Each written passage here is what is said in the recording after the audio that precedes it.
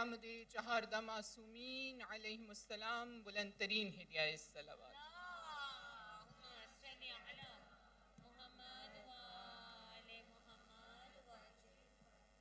دستائے دعا کو بلند کریں گے ثانی زہرا، امیر المومنین کے دل کا چین فاطمۃ الزہرا کے گھر کا سکون زینب کبریٰ کے صدقے سے اپنی حاجات کو ان کی بارگاہ میں پیش کریں گے۔ پروردگار عالم تجھے واسطہ ہے جناب زینب کبریٰ کا، یہاں پر موجود سامعین کے دلوں میں جتنی بھی شرعی حاجات ہیں انہیں بہترین وجہ میں عنایت فرمانا۔ پروردگار ہم جانتے ہیں کہ اس وقت ہم جس کی مجلس میں بیٹھے ہیں شاید ان کی مجلس کا انعقاد ان کی مرکت کے قریب اس انداز میں کرنے کی اب اجازت نہیں ہے۔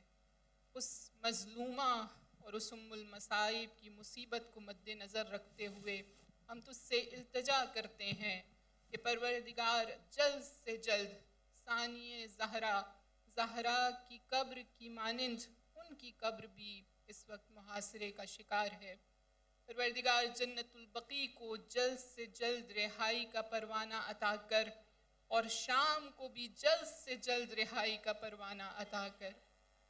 پروردگار محمد و آل محمد کی عظمتوں کے صدقے سے وعدہ الہی کو جلد سے جلد محقق کر دے، یوسف زہرا کے ظہور میں تعجیل فرما دے، ہمیں اس قابل بنا دے کہ ہم ان کے اعوان و انصار میں شامل ہو سکیں، خون کے آخری قطرے اور اپنی آخری سانس تک زمانے کے امام کی مدد اور نصرت کرنے کی توفیق نصیب فرمانا۔ پروردگار تجھے واسطہ ہے حسین کی اس عزادار بی بی کا، پروردگار ہم اس عزاداری کو اس انداز سے انجام دے سکیں جیسے جناب زینب کبریٰ چاہتی ہیں، جیسے کہ اس کا حق ہے۔ پروردگار ہمیں اس سے اپنی زندگیوں کو تبدیل کرنے کی توفیق عنایت فرمانا۔ خداوند متعال اس دنیا میں بھی اہل بیت کو ہمارا سہارا قرار دینا اور اس دنیا میں بھی اہل بیت کو ہمارا سہارا، ہمارا ہمدم اور ہمارا ناصر قرار دینا۔ تمام دعاؤں کی استجابت کے لیے، تمام مریضوں کی شفا یابی کے لیے، تمام پریشان حال لوگوں کی پریشانیوں کے دور ہونے کے لیے، یوسف زہرا کے ظہور میں تعجیل کے لیے اور ان کے اعوان و انصار کی فہرست میں شامل ہونے کے لیے ایک مرتبہ دل کی گہرائیوں سے پرخلوص درود بھیجیے گا۔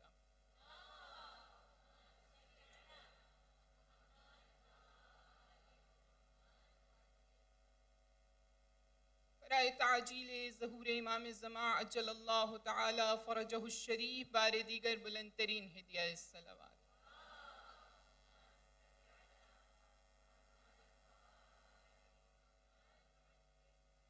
اعوذ باللہ من الشیطان الرجیم، بسم اللہ الرحمن الرحیم، الحمد للہ رب العالمین، الصلاة والسلام علی سید الانبیاء والمرسلین وافضل السفراء المقربین العبد المعید الرسول المسدد المصطفى الامجد المحمود الاحمد ابی القاسم مصطفیٰ محمد، درود بھیجیے۔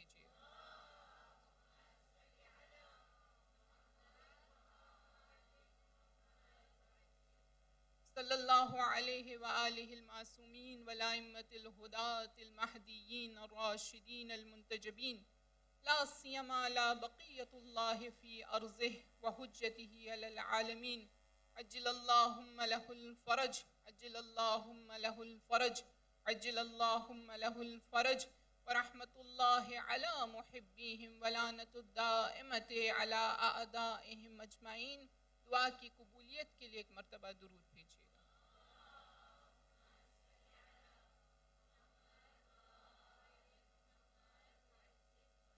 فقد قال اللہ تبارک و تعالی فی کتابہ المجید والفرقانہ الحمید وقولہ الحق وہو اصدق الصادقین۔ بسم اللہ الرحمن الرحیم، ومن یطع اللہ والرسول فاولئک مع الذین انعم اللہ علیہم من النبیین والصدیقین والشہداء والصالحین وحسن اولئک رفیقا۔ ابتدائی کلام جناب زینب کبریٰ کے ان کلمات سے جن کلمات کو شاید عام حالات میں بیان کرنا مختلف ہے، لیکن جن حالات میں بی بی نے ان کلمات کو بیان کیا، ان کلمات کو اس کیفیت میں بیان کرنا بی بی کی توحید شناسی اور معرفت کی انتہا کو بیان کرتا ہے۔ جناب زینب کبریٰ اس دربار میں جو صحابی کا نہیں بلکہ شرابی کا دربار تھا، اس دربار میں بی بی ایک جملہ بیان کرتی ہیں، میں کچھ نہیں کر سکتی کیونکہ اس ام المصائب کے فضائل بھی مصائب ہیں۔ بی بی اس خطبے کو جب شروع کرتی ہیں تو شاید وہ جملہ جو ہم اپنی نمازوں میں بارہا واجب سورہ کے حصے کے طور پر تلاوت کرتے ہیں، اسے بی بی ارشاد فرماتی ہیں، الحمدللہ رب العالمین، تمام تعریف تمام جہانوں کے پروردگار کے لیے ہے۔ اس جملے کی کمنٹری کو اور اس کی شرح کو آیت اللہ کریمی کی ایک بہت ہی خوبصورت کتاب ہے کہ جسے آپ نے جناب زینب کبریٰ کے خطبے کی شرح کے طور پر تحریر کیا، اس میں آپ کہتے ہیں کہ جناب زینب کبریٰ کا حق تھا کہ وہ اس خطبے کو اگر شروع کرتی تو وہ کہہ سکتی تھیں اِنَّ لِلَّهِ وَإِنَّا إِلَيْهِ راجعون، لیکن جناب زینب کبریٰ نے الحمدللہ رب العالمین سے اس خطبے کو شروع کر کے بتایا کہ تم شاید یہ سمجھتے ہو کہ تم نے ہمیں شکست دے دی ہے، تم شاید یہ سمجھتے ہو کہ تم نے ہم سے سب کچھ لے لیا ہے، تم شاید یہ سمجھتے ہو کہ تم فاتح بن کر اس تخت پر بیٹھے ہو، لیکن نہیں، ہم اس کیفیت میں بھی فاتح ہیں کیونکہ ہم شاکر ہیں، ہمارے پاس گریٹیٹیوڈ موجود ہے، ہمارے پاس شکر کرنے کے لیے الفاظ احساس موجود ہے۔ یہ ایک اور اسکیم جو بنی امیہ نے جس کو شروع کر رکھا تھا، اور وہ اس بات کو لوگوں کے درمیان اس پروپیگنڈا کو پھیلاتے تھے کہ جو کچھ بھی اہل بیت کے ساتھ ہوا وہ خدا کا ارادہ تھا، خدا نے ہم سے کروا دیا، اسے عقیدہ جبر کہتے ہیں۔ بی بی نے واضح کیا، کہا نہیں، کہ جو کچھ بھی ہمارے ساتھ ہوا ہم اس پر راضی ہیں، صرف راضی ہونا ایک سٹیپ ہے، اور پھر راضی ہونے کے بعد شاکرہ ہونا ایک اور سٹیپ ہے، اسی لیے جناب زینب کبریٰ کو شاکرہ کا لقب دیا گیا، اور بی بی کا حق ہے کہ ان کو شاکرہ کا لقب دیا جائے۔ پھر اس کمنٹری کے ایک اور حصے میں کہا زینب نے کہاں سے سیکھا؟ کہا زینب نے یہ سیکھا خطبہ فدق سے۔ خطبہ فدق یتیمی کا داغ لیے ہوئے جناب فاطمہ الزہرا نے بیان کیا، لیکن اس سرمن کی ابتدا میں بھی جناب فاطمہ الزہرا نے نہیں کہا اِنَّ لِلَّهِ وَإِنَّا إِلَيْهِ راجعون، بلکہ آپ نے الحمدللہ رب العالمین سے ہی اس خطبے کا آغاز کیا۔ اس کا مطلب یہ ہے کہ جناب زینب کبریٰ کا حق ہے کہ انہیں جہاں شاکرہ کہا جائے وہاں ان کو ثانی زہرا بھی کہا جائے۔ بس اس شخصیت کی عظمت کو سمجھنے کے لیے انشاءاللہ اگر وقت نے ہمیں اجازت دی تو میری آج یہ کوشش ہے کہ ہم بی بی کے کم از کم 10 ٹائٹلز کو کچھ پیغامات کے ساتھ سمجھنے کی کوشش کریں جتنی ہمیں وقت نے اجازت دی۔ اس میں سے جو پہلا ٹائٹل ہے اس کو سمجھنے کے لیے میں نے سورہ النساء کی آیت نمبر 69 کا انتخاب کیا ہے، جس میں پروردگار عالم ایک اہم مطلب کی طرف اشارہ کرتا ہے۔ اس کے بیک گراؤنڈ اور اس کے کانٹیکس اور شان نزول کو اگر دیکھا جائے تو پیغمبر کا ایک صحابی ثوبان پیغمبر کے پاس ہر روز آیا کرتے تھے پیغمبر کی زیارت کے لیے، بہت خوبصورت اس کا شان نزول ہے۔ ایک روز آئے بہت اداس تھے، رسول اللہ نے کہا کہ آپ اتنے اداس کیوں ہیں، کیا وجہ ہے کہ آج آپ اتنے اداس کیوں ہیں؟ تو ثوبان نے کہا کہ یا رسول اللہ میں یہ سوچتا ہوں کہ جنت میں مختلف درجات ہوں گے، اگر میں جنت میں چلا بھی گیا تو آپ کے درجے میں قرار نہیں پاؤں گا اور میں آپ کی زیارت سے محروم رہ جاؤں گا۔ رسول گرامی نے خاموشی اختیار کی اور اس موقع پر سورہ نساء کی آیت نازل ہوئی اور وعدہ دیا گیا۔ یہ وعدہ بہت اہم ہے، بالخصوص اس وقت میں جبکہ حالات سنگین سے سنگین ہوتے چلے جا رہے ہیں، ہمیں کبھی کسی کرائسس کا سامنا ہے، کبھی کسی کرائسس کا سامنا ہے۔ ان حالات کے اندر اطاعت الہی کرنا، اوبیڈینس دکھانا کوئی آسان کام نہیں ہے، لیکن جب بھی آپ قرآن کی آیت کو پڑھیں تو اس پیغام کو یاد رکھیے گا. وَمَن يُطِعِ اللَّهَ وَالرَّسُولَ، جس نے اطاعت کی اللہ کی اور رسول کی، فَأُولَٰئِكَ مَعَ الَّذِينَ أَنْعَمَ اللَّهُ عَلَيْهِم مِّنَ النَّبِيِّينَ وَالصِّدِّيقِينَ وَالشُّهَدَاءِ وَالصَّالِحِينَ، تو پروردگار انہیں ان کے ساتھ قرار دے گا جن پر نعمتوں کا نزول ہوا، جس میں انبیاء ہیں، جس میں صدیقین ہیں، جس میں شہداء ہیں اور جس میں صالحین ہیں. وَحَسُنَ أُولَٰئِكَ رَفِیقًا، یہ کتنے بیسٹ کمپینینز ہیں کہ جو پروردگار نے عطا کیے ہوں گے ان افراد کو. اگر انسان اس وعدے کو اپنے ذہن میں رکھے تو یقیناً اطاعت الہی گرچہ ہزارہا مشکلات اور ہرڈلز کے ساتھ اسے اللہ کی اوبیڈینس کرنی پڑے، لیکن وہ اس اوبیڈینس کو آرام سے انجام دے سکتا ہے، کیونکہ اسے پتہ ہے کہ آخر کار اسے نیبرہڈ میں انبیاء ملیں گے، آئمہ ملیں گے، سچے افراد ملیں گے، جس میں صدیقہ کبریٰ اور صدیقہ صغریٰ جیسی شخصیات موجود ہوں گی، صالحین ملیں گے. تو پھر اس کے لیے یہ کام یقیناً آسان ہو سکتا ہے. بس یہاں اس آیہ مجیدہ میں 4 کیٹیگریز کا ذکر کیا گیا، لیکن اسپیسیفکلی اس میں سے ایک کو ہم یہاں پر پک کریں گے جناب زینب کبریٰ کے ایک خوبصورت ٹائٹل کے طور پر. وافی کی روایت ہے کہ جناب فاطمۃ الزہراء سلام اللہ علیہا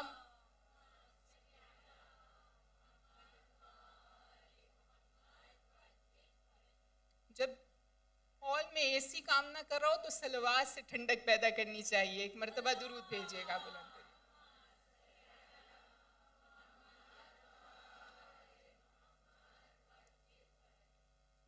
صدیقہ کبریٰ جناب فاطمۃ الزہراء کی ذات ہے اور صدیقہ صغریٰ جناب زینب کبریٰ کی شخصیت ہے. مجھے دیکھنا ہے کہ میری زندگی میں یہ سچ کتنا موجود ہے. میں نے کتنے مصلحتاً ہم نے کتنے جھوٹ بولے ہیں، یا کتنے ایسے زندگی میں حالات آئے کہ جب ہم نے یہ دیکھا کہ اب میرے پاس کوئی وے آؤٹ نہیں ہے اور اس کا سلوشن جھوٹ بولنا ہے. جس کی مجلس میں ہم بیٹھے ہیں اسے کہا گیا صدیقہ صغریٰ. یہ شخصیت اگر مجھے جناب زینب کی رکاب میں شامل ہونا ہے یا زینبی بننا ہے تو اس کے لیے مجھے اپنی زندگی میں دیکھنا ہوگا کہ کیا میری زندگی کا حصہ سچ ہے یا سچ نہیں ہے. دیکھیں ایسے حالات میں سچ بولنا، جبکہ سچ بولنا آسان ہو تو اس کا شاید وہ مقام نہیں. ایسے حالات میں سچ بولنا جبکہ جھوٹ بولنا مجھے فائدہ پہنچاتا ہو، اس کی ایک ویلیو ہے. اس کے حوالے سے امیر المومنین مشکل کشائے عالمین سید الوصیین علی ابن ابی طالب علیہ السلام کی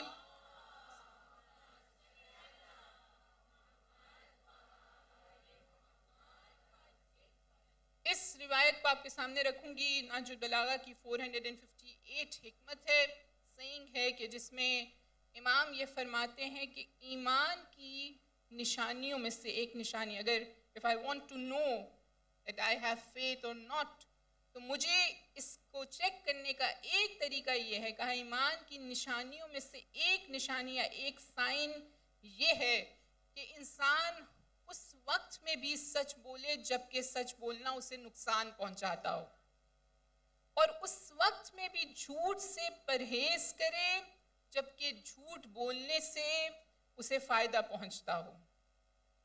اس کرائٹیریا کو دیکھیے گا. ہم صدیقہ صغریٰ کی محفل میں اور مجلس میں بیٹھے ہیں. بس یہ سچ ایک ایسی صفت ہے جو پروردگار نے اپنے خاص انبیاء کو، اولیاء کو، اوصیاء کو عطا کی. اب اگر مجھے ان کے نیبرہڈ میں جگہ چاہیے تو اس کمپیٹیبلٹی کو انشاءاللہ ہم سب کو پروردگار توفیق عطا کرے کہ ہم اپنے اندر پیدا کر سکیں. اس کے لیے بہت طاقت، کانسٹنٹ ایفرٹ اور گریجولی اس کی طرف بڑھنے کی ضرورت ہے، کیونکہ شاید ہماری زندگی میں بہت سے مقامات پر عادتاً یا ہیبٹ کے طور پر ہم جھوٹ بولنے لگے ہیں. پروردگار ہم سب کو سچا بننے کی توفیق نصیب فرمائے. صدیقہ کبریٰ اور صدیقہ صغریٰ کے صدقے سے اس دعا کی استجابت کے لیے ایک مرتبہ درود بھیجیے گا.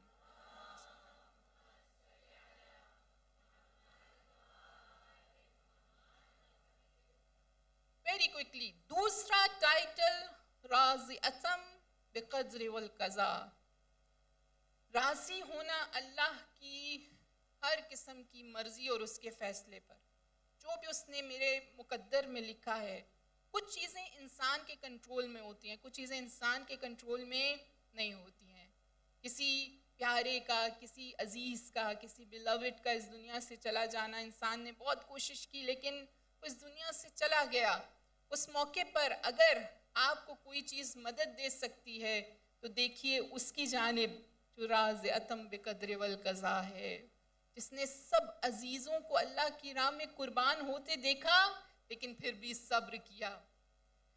اس رضا کو حاصل کرنا آسان کام نہیں ہے. انسان اگر اس رضا کو حاصل کرنا چاہتا ہے, اور بہت سارے فیصلوں پر ہم یہ سوچتے رہتے ہیں آخر ہم ہی کیوں, ہمیں اس مشکل کا ہی کیوں سامنا کرنا پڑا.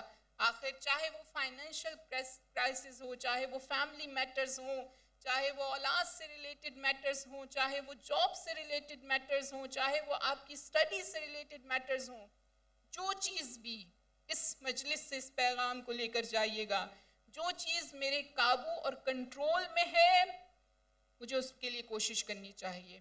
لیکن جو چیز اللہ نے میرے مقدر میں لکھ دی ہے اس پر راضی ہو جانا ہی حقیقت میں جناب زینب کبریٰ کی زندگی کا ایک بزرگ ترین پیغام ہے. تیسرا ٹائٹل وہ کہ جسے امام زین العابدین علیہ السلام نے آپ کے لیے بیان کیا.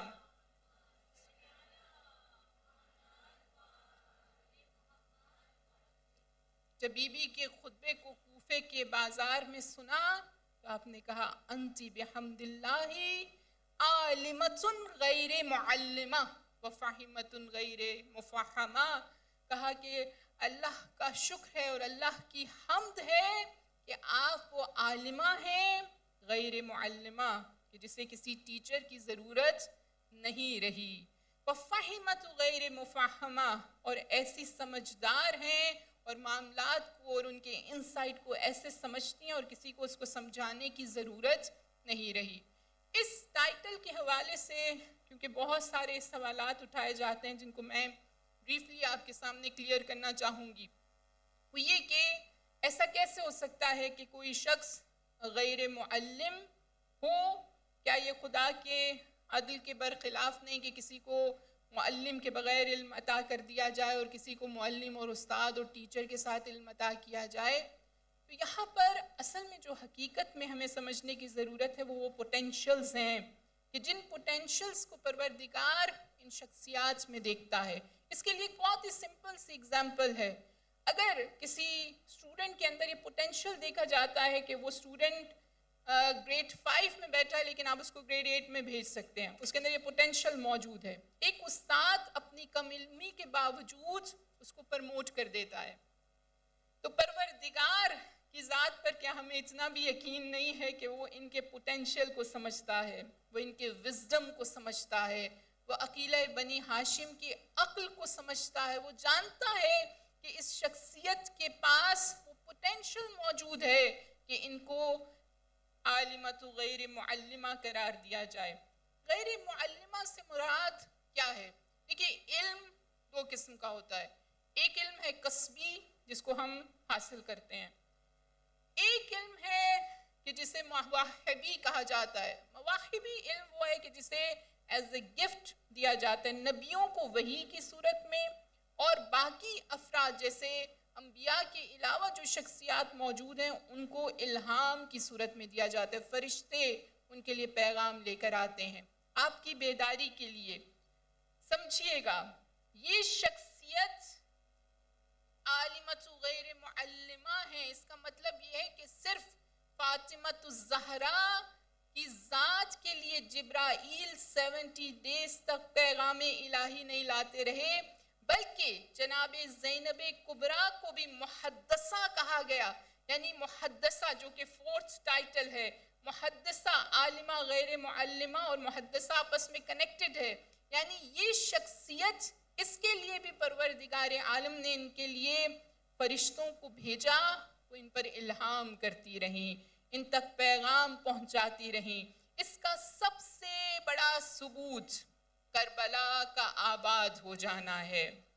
کربلا کی آبادی، کربلا میں موجود وہ تمام کا تمام کراؤڈ کہ جس میں فرشتے بھی شامل ہیں، ارواح بھی شامل ہیں، جس میں انسان بھی شامل ہیں، جس میں حیوان بھی شامل ہیں، جس میں جن بھی شامل ہیں، یہ سب کا سب جناب زینب کبریٰ نے 11 محرم 61 ہجری کو بیان کیا تھا۔ یہ کیا تھا جو بی بی کہہ رہی تھی کہ اے میرے فرزند زین العابدین، آپ پریشان نہ ہوں، بہت جلد اس مقام کو آباد کر دیا جائے گا۔ یہاں پر موجود یہ جو بکھرے ہوئے جسم آپ دیکھ رہے ہیں، بہت جلد اس مقام پر ان کی قبریں بنا دی جائیں گی اور ان کی قبریں مطاف ہوں گی۔ مطاف کہتے ہیں جس کا طواف کیا جاتا ہے۔ اگر آپ حقیقت میں اس کو سمجھنا چاہتے ہیں تو آپ کو سمجھ میں آئے گا اس روایت سے کہ جو امام جعفر صادق علیہ السلام بیان کرتے ہیں۔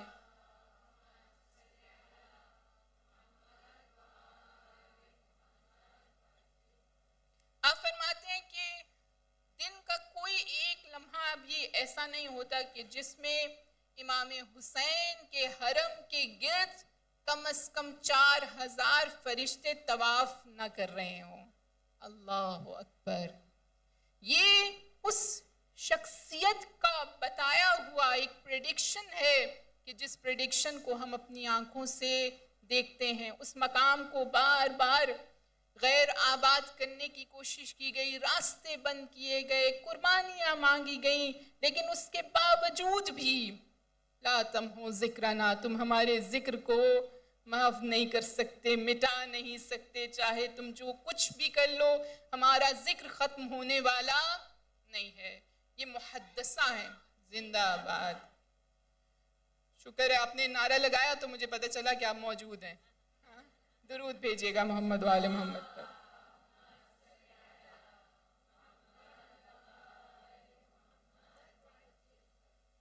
یہ وہ شخصیت کہ جن کا 3rd اور 4th ٹائٹل میں نے آپ کے سامنے رکھا، عالمۃ غیر معلمہ وفہمۃ غیر مفہمہ اور محدثہ۔ ان کا ایک 5th ٹائٹل بہت ہی خوبصورت ہے، شاید آپ نے کم سنا ہو، محبوبۃ رسول اللہ۔ آپ رسول خدا کی محبوبہ ہیں۔ آپ نے رسول سے محبت کی ہے اور رسول نے آپ سے محبت کی ہے۔ اس بیٹی کو اپنی آغوش میں اٹھا کر جب آپ نے پہلی مرتبہ شعبان کے نکلتے ہوئے چاند میں ان کے چاند جیسے چہرے کو دیکھا تو ایک مرتبہ جناب زینب کبریٰ کی ہاتھوں کو بوسہ دینے لگے، مسکرانے لگے، گرچہ مصائب کا پہلو ہے لیکن یہ محبت کا اظہار ہے۔ اس محبوبۃ رسول اللہ کے حوالے سے کچھ پوائنٹس اگر ہم سمجھنے کی کوشش کریں، رسول کی محبت جناب زینب سے کیوں ہے؟ گرینڈ ڈاٹر کے طور پر ہے صرف، یا ایک فطری محبت ہے جو کہ انسان اپنی اولاد یا اولاد کی اولاد سے کرتا ہے؟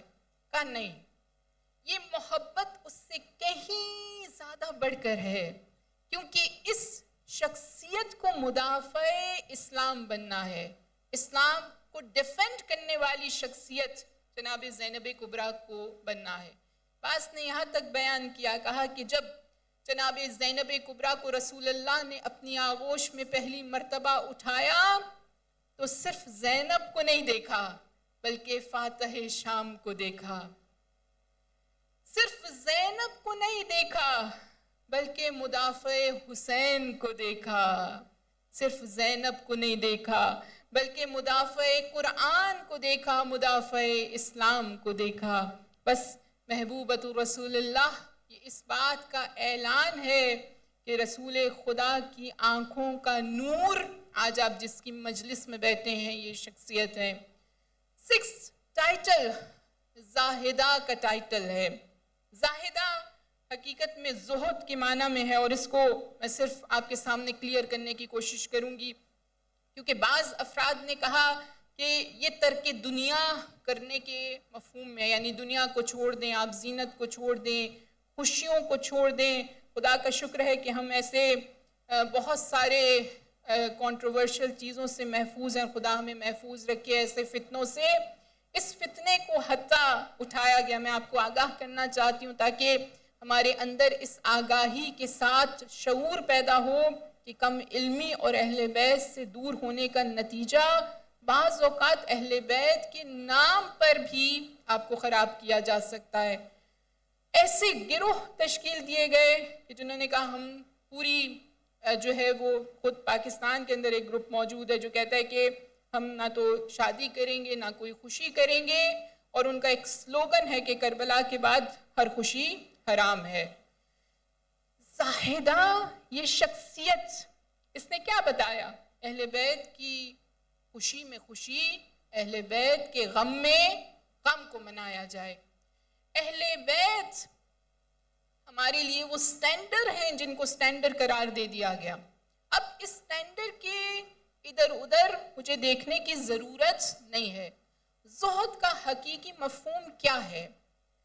دنیا کو، اس جملے کو یاد رکھیے گا، دنیا کو ترک کرنا جہاں خدا نے مجھ سے کہا ہے کہ بس this is the limit، اور دنیا کو لے لینا جہاں پر مجھے دین نے، اسلام نے اجازت دی ہے، جس زینت کی مجھے دین نے اجازت دی ہے، جس زینت کا مجھے دین نے حکم دیا ہے، اس زینت کو اپنانا، اور جس زینت کے حوالے سے خدا نے مجھے روکا ہے اس سے اپنے آپ کو روک لینا. یہ زہد کا حقیقی مفہوم ہے. اس شخصیت نے جو بہت ہی اہم میسج دیا وہ کیا کہ جب وقت پڑا اور زمانے کے امام کو ضرورت پڑی تو اولاد کو بھی ترک کر دیا، وطن کو چھوڑ دیا، اپنی لگژریس لائف کو چھوڑ دیا. اگر آپ جناب عبداللہ کی ہسٹری کو دیکھیے تو ایک بہت ہی بہترین بزنس مین اور تاجر شخصیت ہیں.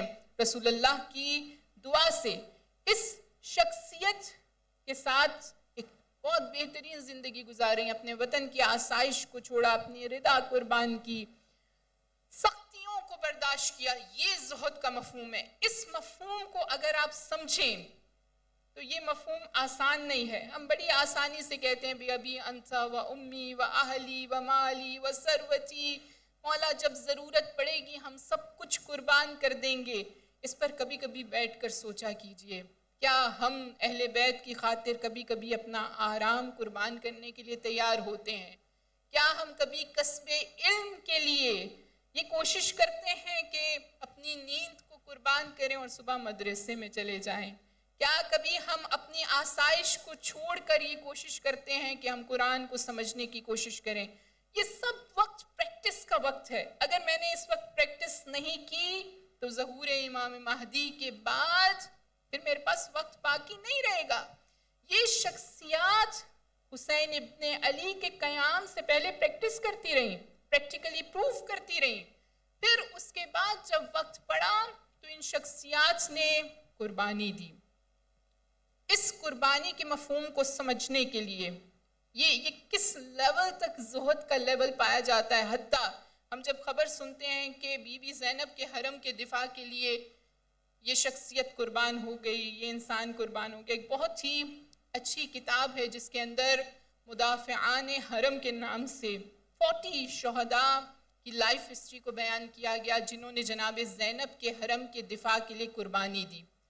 ان میں سے ایک شخصیت، اگر آپ مجھے اجازت دیں اور اپنی بیداری کا اظہار کریں، تو اس شخصیت کے حوالے سے میں آپ کے سامنے کچھ مطلب رکھنا چاہتی ہوں.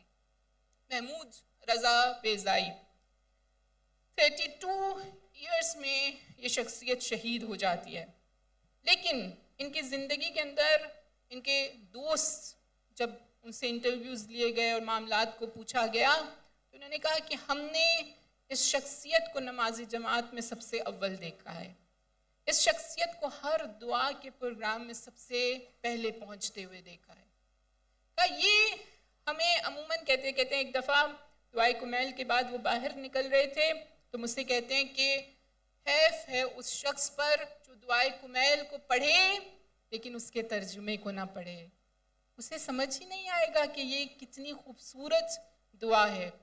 کہتے ہیں 32 ایئرس کے اندر اس شخصیت کی جب شہادت ہوئی، اس سے پہلے کے معاملات میں زہد کے مفہوم کو اور اہل بیت کی خاطر سب کچھ قربان کرنے کے مفہوم کو ان شہداء سے ہم سیکھ سکتے ہیں۔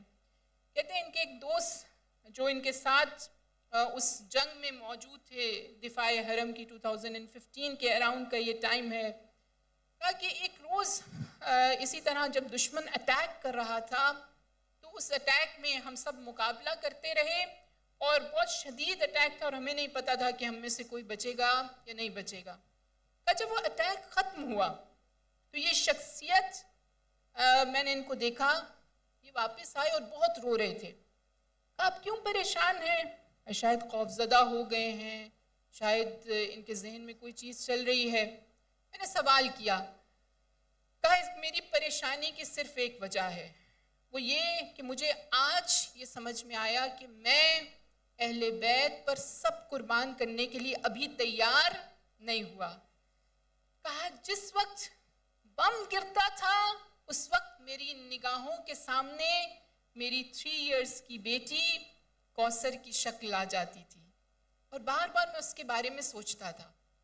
کہا مجھے احساس ہوا کہ نہیں، ابھی میں پوری طرح سے تیار نہیں ہوں۔ کہا جب اگلی دفعہ دوبارہ سے وہ واپس آئے گھر سے ہو کر ایک ہالیڈے گزار کر، تو مجھ سے کہنے لگے، کہا اب مجھے لگتا ہے میں پوری طرح سے بی بی کو جان دینے کے لیے تیار ہو گیا ہوں، بی بی کی خاطر کام کرنے کے لیے تیار ہو گیا ہوں، حتیٰ کوثر سے گزرنے کے لیے تیار ہو گیا ہوں۔ کہا بس اسی دفعہ میں ان کی شہادت ہو جاتی ہے۔ یہ ہے مفہوم زہد، یہ ہے اہل بیت کی خاطر سب کچھ قربان کر دینا۔ بس یہاں پر بہت کوئکلی ایک اور مفہوم آپ کے سامنے رکھنا چاہوں گی، وہ ہے عابدہ کا مفہوم، کہ جس شخصیت کے حوالے سے ان کی عبادت، ہماری عبادت حالات پر ڈیپینڈ کرتی ہے، ہماری اطاعت حالات پر ڈیپینڈ کرتی ہے۔ میرے پاس وقت ہے تو میری عبادت مختلف ہے، وقت نہیں ہے تو میری عبادت مختلف ہے۔ اس شخصیت نے ہمیں ایک بہت ہی اسٹرانگ میسج دیا، وہ یہ کہ حالات جتنے بھی سنگین کیوں نہ ہوں، جیسا بھی کرائسس کیوں نہ ہو، اس بی بی کی عبادت میں کوئی فرق نہیں آتا ہے۔ اس کا مطلب یہ ہے کہ جو ان کے ساتھ زینبی بننا چاہتا ہے اسے اپنی عبادت کو ایسا سمجھنا ہوگا اور ایسا بنانا ہوگا۔ اور میں یہ کہتی ہوں کہ جناب زینب کبریٰ کی عبادت کی حقیقت کو سمجھنے کے لیے اتنا ہی کفایت کرتا ہے کہ سید الشہداء حسین ابن علی جاتے ہوئے وقت رخصت اپنی بہن سے کہتے ہیں، لا تنسا فی نافلۃ اللیل، زینب مجھے اپنی نماز شب کی دعاؤں میں نہ بھولیے گا۔ زینب نہ حسین کو بھولی نہ نماز شب کو بھولی۔ بس یہ عبادت کا حقیقی مفہوم ہے۔ بس اس کے بعد ایک اور ٹائٹل کعبۃ الرزایا کا ہے۔ یہ سب مصائب پر مشتمل ٹائٹلز ہیں کہ جو 3 مجھے آپ کے سامنے رکھنے ہیں۔ کعبۃ الرزایا، اس کے حوالے سے کہا کہ جناب زینب کبریٰ وہ شخصیت ہے کہ جن کی جانب مصیبت ایسے بڑھی جیسے لوگ کعبہ کی طرف مسلمان بڑھتے ہیں اور مائل ہوتے ہیں۔ پھر ایک اور ٹائٹل جو جناب زینب کبریٰ کی مصیبت کے اوج کو بیان کرتا ہے، گرچہ اس میں فضیلت بھی موجود ہے اور مصیبت بھی، شریکت الحسین کا ٹائٹل ہے۔ حسین کی شریکہ حسین ابن علی کے ساتھ صرف اور صرف کربلا کے میدان میں وارد نہیں ہوئی ہیں، بلکہ قربانیوں میں بھی، اطاعت میں بھی، ہر مقام پر جناب زینب کبریٰ نے ساتھ دیا ہے اس شخصیت کا۔ بس اس شریکت الحسین کے مفہوم کے اندر بہت بحث ہے، انشاءاللہ اسے کبھی آپ کے سامنے بیان کریں گے، لیکن ایک آخری ٹائٹل ام المصائب کا ٹائٹل ہے۔ یہ وہ ٹائٹل ہے جسے بعض روایات کے مطابق رسول گرامی جب جناب زینب کے ہاتھوں کو بوسہ دے رہے تھے، آپ کی کلائیوں کو آپ کی ولادت کے بعد بوسہ دے رہے تھے، تو جناب فاطمہ الزہرا نے سوال کیا، کہا کہ آخر کیوں آپ اس طرح سے اس بچی کو پیار کرتے ہیں؟ تو اس وقت جناب فاطمۃ الزہرا کے سامنے جناب زینب کبریٰ کے مصائب رسول گرامی نے بیان کیے. مجھے نہیں